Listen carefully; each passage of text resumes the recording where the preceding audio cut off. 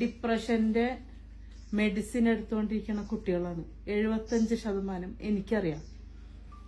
അപ്പോൾ ഈ ഡിപ്രഷന്റെ ടാബ്ലറ്റും ഇതും കഴിച്ചിട്ട് ഉറങ്ങണത് എന്തുകൊണ്ടാണെന്ന് വെച്ചാൽ അവർക്ക് ഈ ലൈഫിനെ കുറിച്ചൊന്നും അറിയില്ല.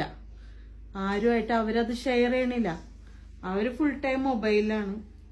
ബാക്കി ആരുമായിട്ട് കമ്മ്യൂണിക്കേറ്റ് ചെയ്യണില്ല. നമ്മളെല്ലാവരുമായിട്ട് കമ്മ്യൂണിക്കേറ്റ് ചെയ്യണം. ഈവൻ നമ്മുടെ വീട്ടിലുള്ള വാപ്പാനോടും ഉമ്മാനോടും. എന്താന്ന് വെച്ച് കഴിഞ്ഞാല് വാപ്പായും ഉമ്മായും ചിലപ്പോൾ നമ്മളെ വളർത്തിയപ്പോ അവർക്ക് എന്തെങ്കിലും പാകപ്പിഴകൾ പറ്റിയിട്ടുണ്ടാവാം. എന്നാ വെച്ചാൽ അവരുടെ ജനറേഷനിൽ അങ്ങനെയാണ്. പക്ഷെ ഈ ജനറേഷനിൽ ചിലപ്പോൾ നമുക്കത് ഉൾക്കൊള്ളാൻ പറ്റൂല.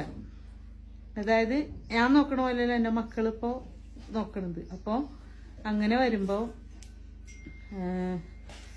പിള്ളേര് എന്താന്ന് വെച്ച് കഴിഞ്ഞാൽ എന്റെ വാപ്പ അങ്ങനെയാണ്, എന്റെ വാപ്പ എന്നോടൊന്നും മിണ്ടൂല, എന്റെ വാപ്പ എനിക്ക് അങ്ങനെ ചെയ്തു തന്നിട്ടില്ല.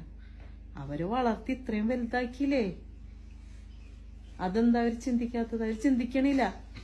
ഇത്രയും ഈ 10, 18, 20 വയസ്സ് വരെയും ഒരു വാപ്പായും ഉമ്മായും കഷ്ടപ്പെടാണ്ടൊന്നും അവര് അത്ര ആവൂല. അവർക്ക് അതിലെന്തെങ്കിലും പാകപ്പിഴകൾ വന്നിട്ടുണ്ടാവാം. നമ്മളെ വാപ്പായും ഉമ്മായില്ലേ, നമ്മൾ ക്ഷമിച്ചോളണം. അവരോട് സംസാരിക്കണം. ഒരു ദിവസം പോയി വാപ്പാന്റെ അടുത്ത് ഇരിക്കി. നിന്നോടാ പറഞ്ഞേ, ഒരു ദിവസം നീ വാപ്പാന്റെ അടുത്ത് ഇരിക്കി. എല്ലാരോടും പ്രത്യേകിച്ച് വാപ്പാന്റെ അടുത്ത് ഇരുന്നിട്ട് ഇങ്ങനെ സംസാരിക്കണം. വാപ്പ കുറച്ച് സംസാരിക്കുമ്പോ ചിലപ്പോ പുള്ളിയുടെ കണ്ണ് നിറയും, ചിലപ്പോ പുള്ളി ദേഷ്യപ്പെടാം.